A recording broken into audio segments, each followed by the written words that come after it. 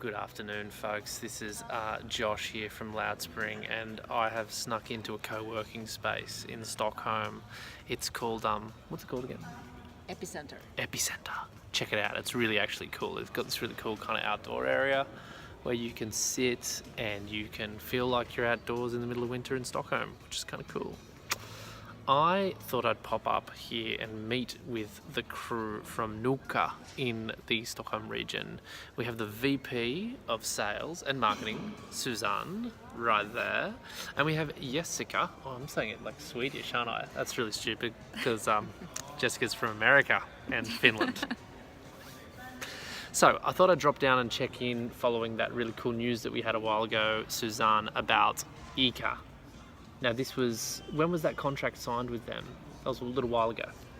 Yeah, it was a little while ago. So we now have 3 buildings up and running with ICA, in fact. Okay, Yeah. That's cool. And so are those buildings up here in Stockholm, or where are they located? They are located in different parts of Sweden. So we have one in Karlstad, one in Uppsala, and one here in Stockholm. Okay, and so when those buildings were announced that they were coming onto the Nuuka platform, there was a bit of a buzz around that because ICA is a really large owner of real estate in the Nordics. It's in the billions of Swedish crowns at least in terms of the value. Real estate owner, yes. So obviously that's a really good client for Nuuka to grab because this is the beginning. Yeah. What are some of the challenges you face when you try to kind of sell the service to some of these bigger real estate owners? Well, everybody's really interested, and this is like a thing that's up and coming, and they know that they have many of the information. There is a lot of data in the building, but nobody's using it, and it comes to different places, so it's not centralized. And this is one thing that Nuuka can do. You can like get all your data into one place, and in that way you can analyze it and optimize it. And so they see the benefit of this, but then also it's a little bit like, okay, how do we use this data? Who's going to use the data? Okay. And what do we benefit from it? And what do we measure? Those kind of questions. So, yes, everybody is really interested in our system and thinks it looks really great. Yeah, and obviously in the case of ICA, they took the plunge. Yeah. ICA is,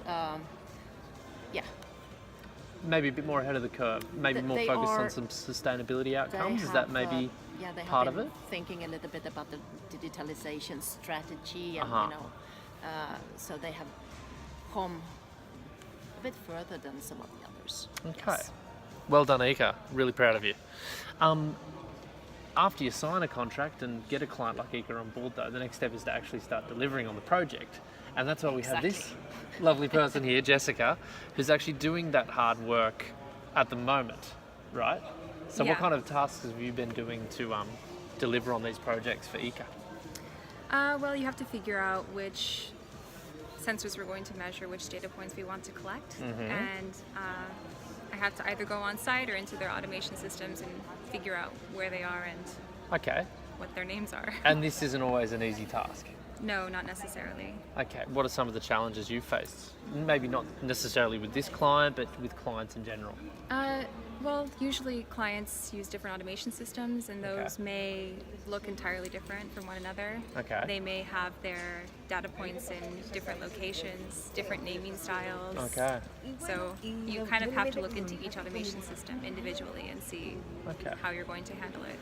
Why would they have different names in different places in the beginning? What could have happened to make that standard? If the same building has strange namings for all of their temperature sensors, for example, it might be that towards the end of the project, perhaps they had different people working on it, or it wasn't done by the same people. Okay. They didn't have a strategy in the beginning to make the names consistent. Does this seem to be a common thread with a lot of these automation systems, or are there examples where you see that a building kind of got it right from the very beginning and everything was easy once they switched to Nuuka?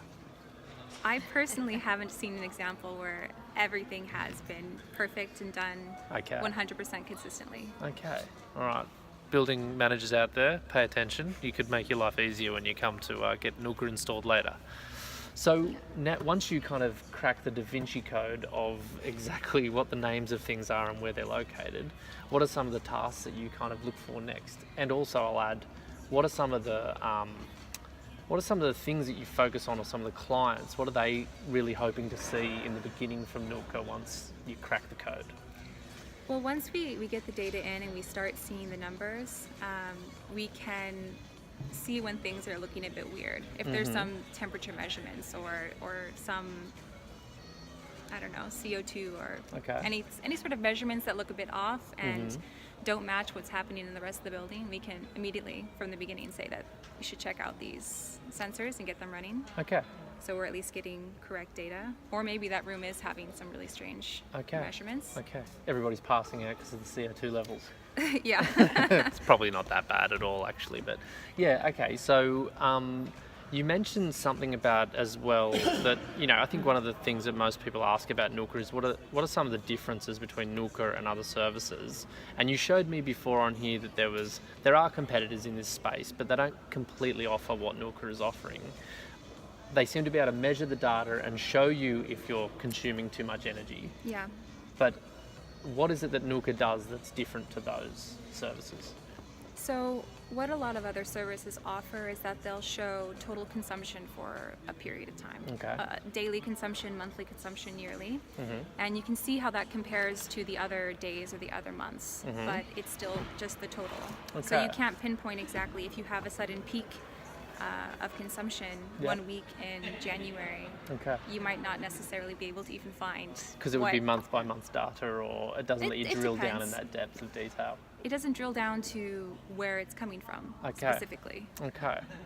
But once Nuuka gets all of these sensors and data points feeding into the platform, that's when you can actually drill down and see exactly where the consumption's coming from. Yeah, we can look at individual rooms, we can look at lighting, we can see how that all compares and actually make correlations between the consumption data and what's happening in the building itself. I think I got a little bit smarter then from that conversation. I hope you did too. This is the reality of Nuuka. After the client says, yes, we'd like your service, there comes all this hard work where you've got to crack the code, and then you've got to start feeding back what the opportunities might be. But it's really encouraging to hear that you can actually start to give feedback, not on the way as well. Once you start to get these data points understood, you can start to see from the beginning that there's opportunities. Yeah. You can see quite from the beginning, when you connect Nuuka, you can start seeing the results immediately. Yeah, so we don't need like a team of scientists in a room, crunching all the data at once. So there we go, a bit of an insight here from this pretty cool office space we snuck into in Stockholm. What's it called again? Epicenter. We're at Epicenter, and you should totally check it out if you're looking for a few hours to work. And thank you both for humouring me with this quick interview today, and stay tuned for a little bit more from Nuuka next time I bother them when they're doing real work.